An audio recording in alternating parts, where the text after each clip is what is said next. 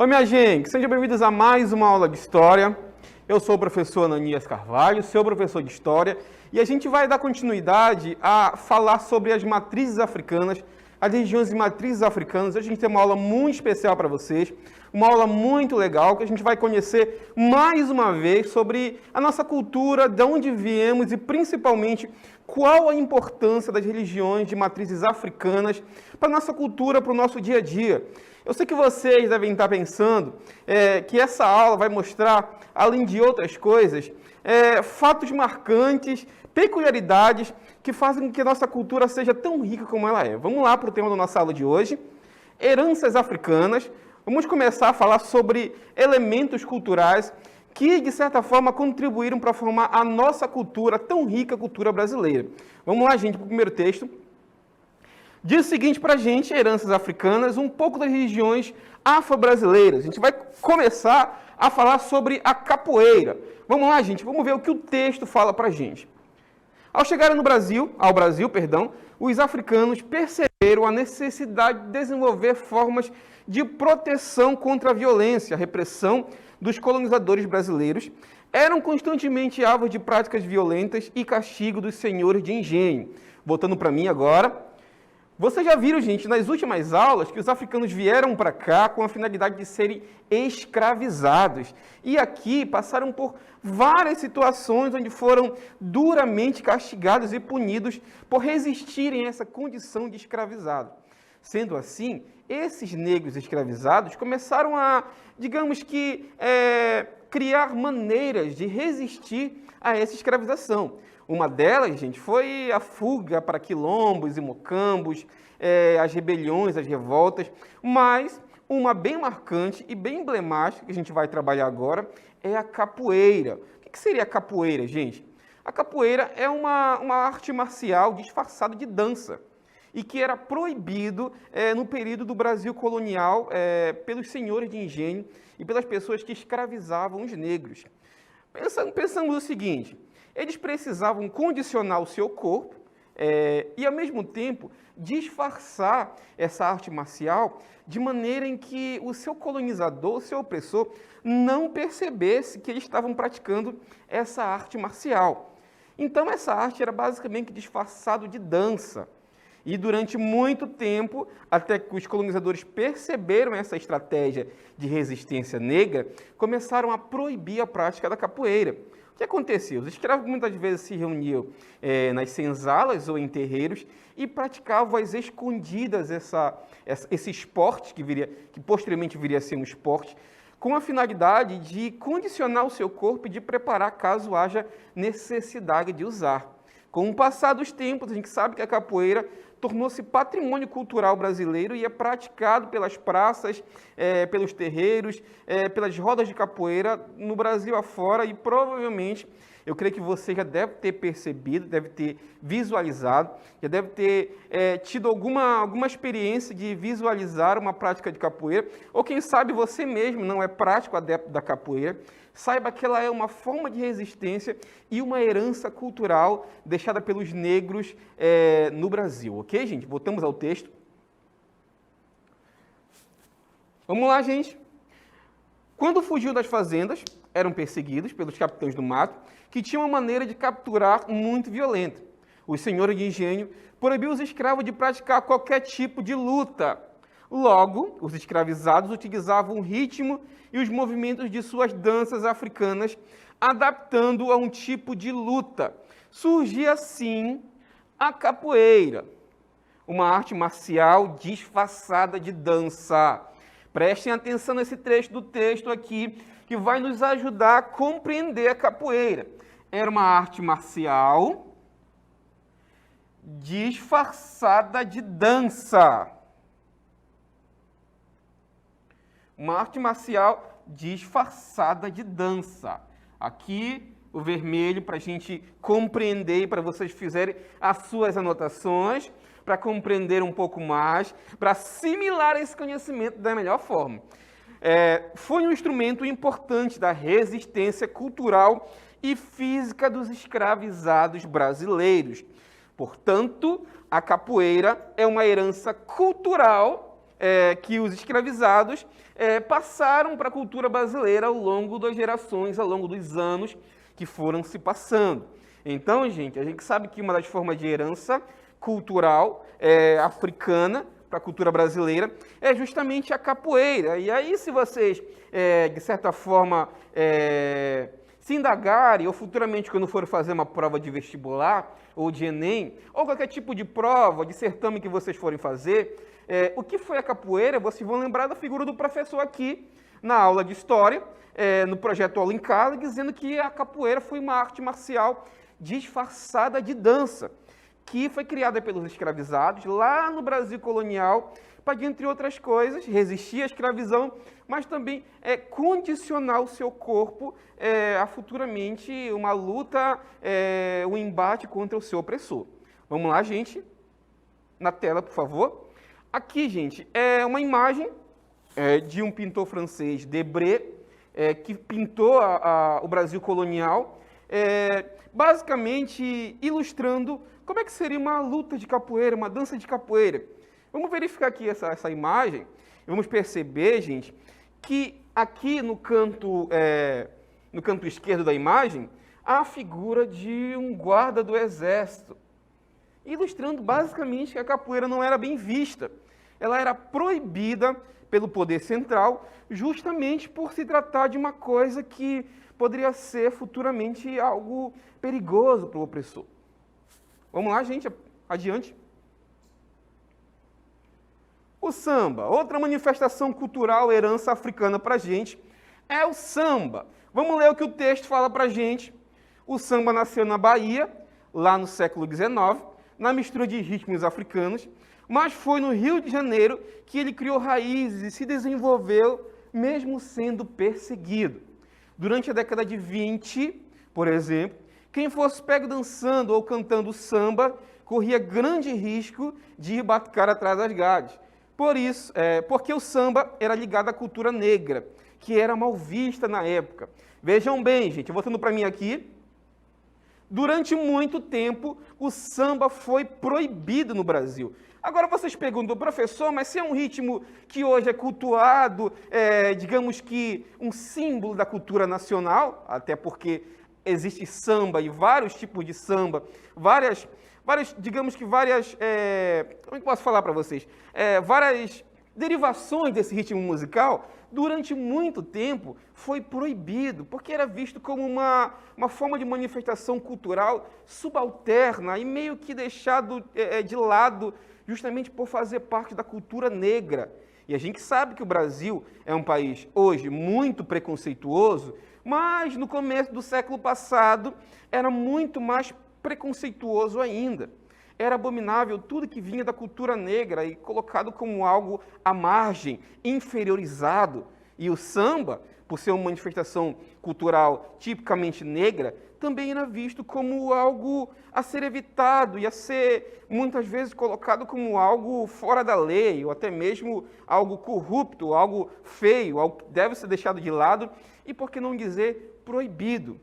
Só que durante muito tempo isso foi proibido e esse ritmo musical acabou caindo no gosto das periferias e atraindo, por que não dizer, olhares da grande massa. Vamos ao texto, a gente vai compreender um pouco mais com o texto, por que o samba passou de um ritmo preconceituoso, digamos assim, deixado de lado, para um ritmo que foi, digamos que, um símbolo cultural brasileiro. Vamos lá para o texto. O texto diz o seguinte para a gente entender como é que o samba se tornou um ritmo aclamado tipicamente brasileiro. Só mais tarde, que ele, no caso o samba, passou a ser encarado como símbolo nacional, principalmente no início dos anos 40, durante o governo do Getúlio Vargas. Getúlio Vargas, que a gente vai trabalhar mais à frente, no 9º ano, quando a gente for estudar o Getúlio Vargas propriamente dito, a gente vai compreender por que o Getúlio Vargas queria atrair essa massa para si e, por que não dizer, pegar o samba e transformar num produto tipicamente brasileiro, inclusive exportar para fora. Foi no período do Getúlio Vargas que a Carmen Miranda, célebre cantora brasileira, foi fazer as turnês pelos Estados Unidos, levando aquele ritmo que antes era colocado à margem e que agora é aclamado como um ritmo tipicamente brasileiro, o samba, que também é uma herança cultural africana. Ok? Ok, gente? Vamos adiante agora, conhecer uma outra forma, uma outra herança africana, dessa vez no âmbito religioso. Voltando para mim agora, antes da gente começar a discutir essa temática, é bom a gente levar em consideração que, muitas vezes, essas religiões de matrizes africanas são encaradas como um preconceito. Muitas vezes, elas são encaradas como algo que remete às coisa mal, a coisa ruim. Digamos que, durante muito tempo, o preconceito brasileiro excluiu essas religiões, sempre colocando elas com um caráter mau. Só que aqui vocês são inteligentes e sabem que tudo isso é preconceito. E agora a gente vai romper esse preconceito e vai conhecer um pouco mais dessas religiões de matrizes africanas, principalmente o candomblé e a ubanda. Vamos lá, gente, para o texto, conhecer um pouco mais sobre essas religiões de matrizes africanas. A primeira delas é o candomblé. Vamos lá, gente. Vamos ler o texto para fixar um pouco mais o conhecimento. O candomblé é uma religião africana trazida para o Brasil no período em que os negros desembarcaram para serem escravizados. Nesse período, a Igreja Católica proibia o ritual africano e ainda tinha o apoio do governo, que julgava o ato como criminoso. Por isso, os escravos cultuavam seus orixás, associando a santos católicos. Voltando para mim aqui, gente, durante muito tempo, durante o período colonial e imperial brasileiro, a religião católica era vista como a religião oficial brasileira. Portanto, tudo e quanto é culto que diferenciasse do culto católico era colocado à margem, era marginalizado, colocado na ilegalidade e por si só proibido. Portanto, essas religiões de matrizes africanas, trazidas pelos escravos lá da sua terra natal, a África, para o Brasil, era encarado como algo ilegal e, portanto, devia ser reprimido. Os escravos eram proibidos, gente, de professar a sua fé originária. Eram obrigados a cultuar os santos católicos. Então, para continuar adorando os seus orixás, os seus deuses supremos, eles fizeram, digamos assim, simularam que tinham aderido à religião católica, mas nos terreiros, ao invés de cultuar os santos que apresentavam a imagem, eles acabavam substituindo essas imagens pelos seus orixás da sua adoração. É por isso que muitos orixás do candomblé são associados a santos do catolicismo. O exemplo é Iemanjá, que em alguns lugares do Brasil é cultuado como Nossa Senhora da Conceição, ou o próprio Oxalá, que é cultuado como Jesus Cristo, e outros santos católicos que no candomblé têm outro significado, ou que são sincretizados, por assim dizer. O candomblé é uma religião vinda dos escravos da África, que aqui no Brasil ganhou uma outra conotação, justamente pelo esse sincretismo, essa mistura com o catolicismo, que foi nada mais do que uma resistência à proibição do culto a seus orixás. Vamos lá, gente, para o texto, para a gente entender um pouco melhor, um pouco mais aprofundado. Continuamos a ler. Como eu já falei, essa aqui é uma imagem que ilustra... voltando à imagem, por favor. A imagem de um ritual, digamos assim, um culto ao candomblé. Aqui a gente está vendo que existe possivelmente uma crença a Iemanjá, ou outro orixá, eu não sei dizer ao certo. Voltamos ao texto. Vamos lá, gente. Os orixás para o candomblé são os deuses supremos, possuem personalidades e habilidades distintas, bem como preferências ritualísticas. Estes também escolhem as pessoas que utilizam para incorporar no ato de nascimento, podendo compartilhá-lo com outros orixás. Caso necessário, os rituais dos candomblés são realizados em templos chamados de casas, roças ou terreiros. Vamos lá, gente. Adiante. Outra religião de matriz africana, tipicamente brasileira, é a Ubanda. Vamos lá, gente.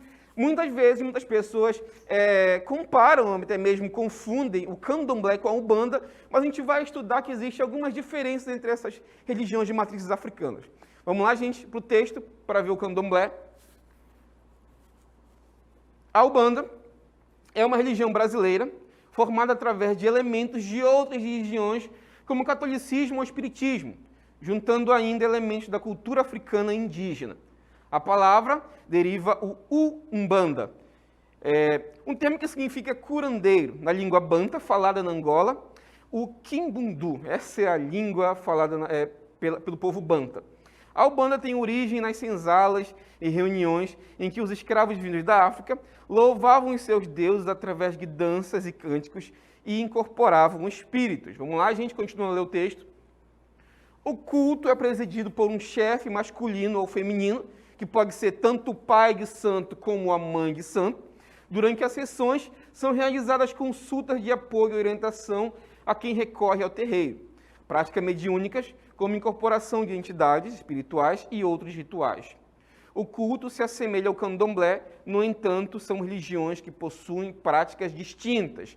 Ou seja, gente, a Umbanda, uma religião tipicamente brasileira, nascida no Brasil, nada mais é do que a mistura de outros cultos, inclusive o próprio candomblé, com crenças originárias tanto do catolicismo quanto das próprias religiões de matrizes indígenas, formando assim uma religião tipicamente brasileira, que é a Umbanda, gente. Ok? Vamos lá, gente, para o texto. Aqui a gente vê também o culto de praticantes da Umbanda, pode ser tanto a mãe de santo como o pai de santo, que são líderes religiosos que professam essa fé. Ok, gente? Vamos lá? Agora, nesse momento, a gente vai pôr em prática o que a gente aprendeu na aula de hoje com a nossa dinâmica local interativa.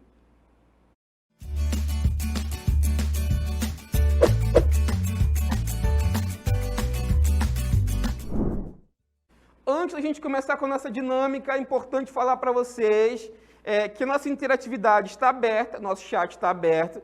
Vocês podem mandar as suas perguntas e respostas, que existe uma equipe trabalhando para auxiliar vocês a responder essas perguntas, e vocês não ficarão desamparados. Qualquer dúvida, chame os professores que estão disponíveis ali no plantão para auxiliar vocês, qualquer dúvida ou qualquer sugestão.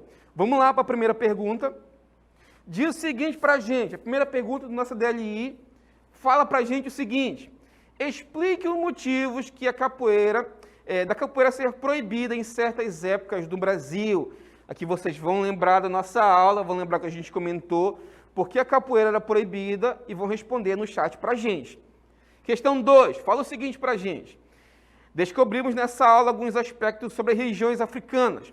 Usando suas palavras, diferencie Umbanda e Candomblé. Vou dar um tempinho para vocês agora pensarem, refletirem um pouquinho. Daqui a pouco a gente vai voltar com a resposta e o momento de interatividade.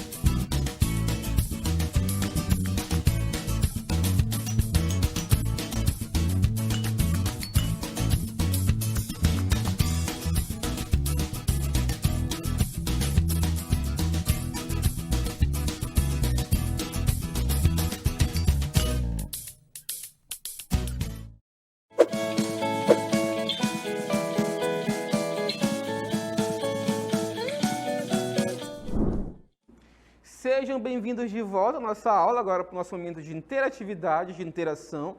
Queria agradecer a participação de vocês.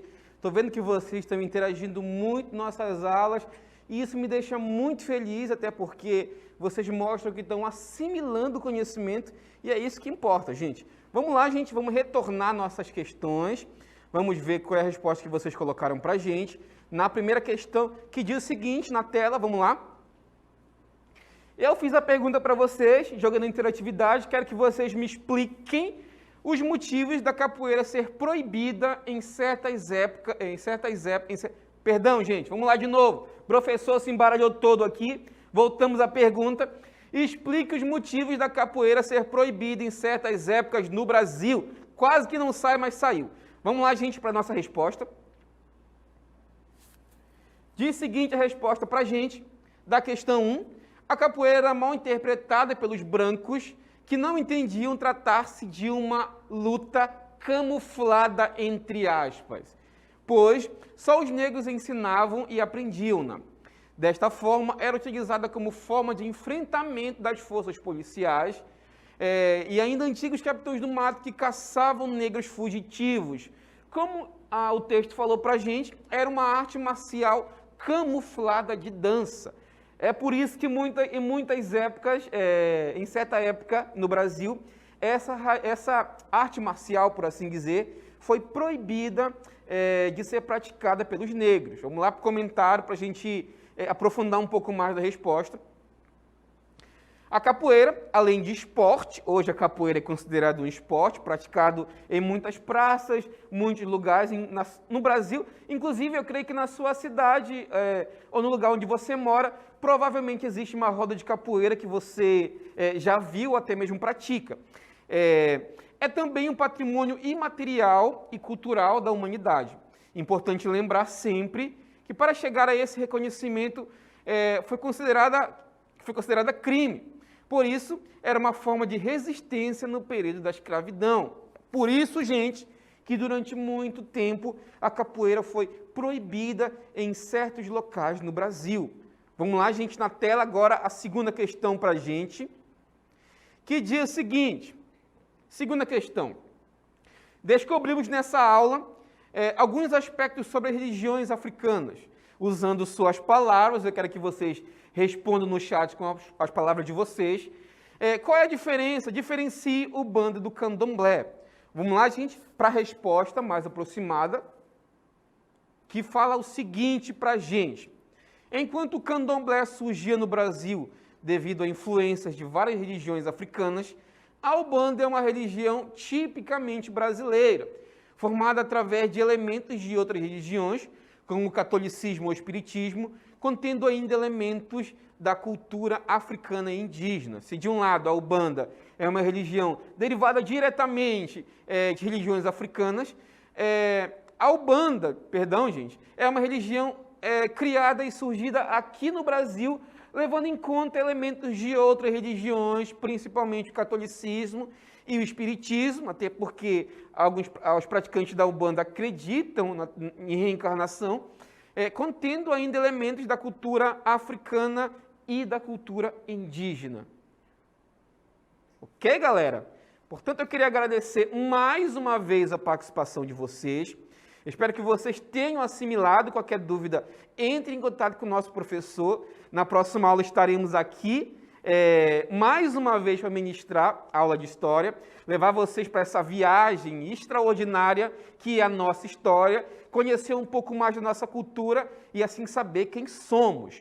Ok, gente? Até a próxima, fiquem na paz e tchau!